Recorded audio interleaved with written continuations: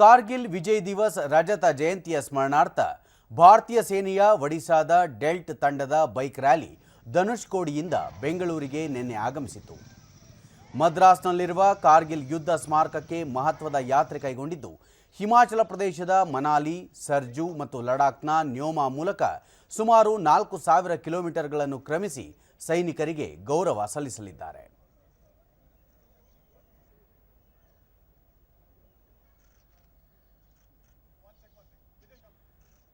Commandant MEG ಸೆಂಟರ್ನ brigadier Ajay Singh Thakur ರಾಷ್ಟ್ರೀಯ military ಶಾಲೆಯ ಚಾಣಕ್ಯ ಆಡಿಟೋರಿಯಂನಲ್ಲಿ ಧ್ವಜಾರೋಹಣ ನೆರವೇರಿಸಿದರು.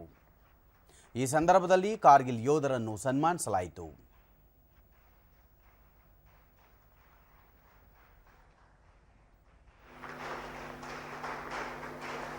ಇದೇ ವೇಳೆ ಎನ್ಸಿಸಿ ವಿದ್ಯಾರ್ಥಿಗಳು ಭಾರತೀಯ ಸೇನೆ ಯೋಧರ ತಂಡವನ್ನು ಆತ್ಮೀಯವಾಗಿ ಬೀಳ್ಕೊಟ್ಟರು. ಬಳಿಕ MEG commander brigadier Ajay Singh Thakur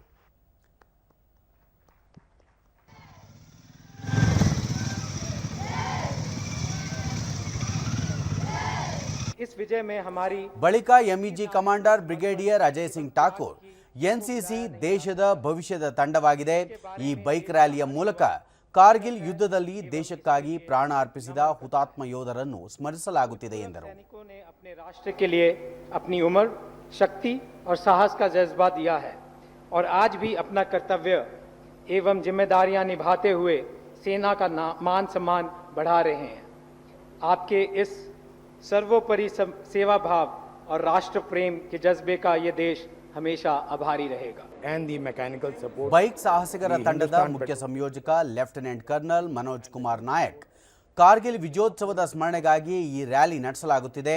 3 ತಂಡಗಳು ಈಗಾಗಲೇ ದೇಶದ ವಿವಿಧೆಡೆಯಿಂದ ರ್ಯಾಲಿ ಹೊರಟಿದ್ದು, ಜುಲೈ 10ರಂದು ಕಾರ್ಗಿಲ್ನಲ್ಲಿ ಸಮಾವೇಶಗೊಳ್ಳಲಿವೆ ಎಂದು ತಿಳಿಸಿದರು.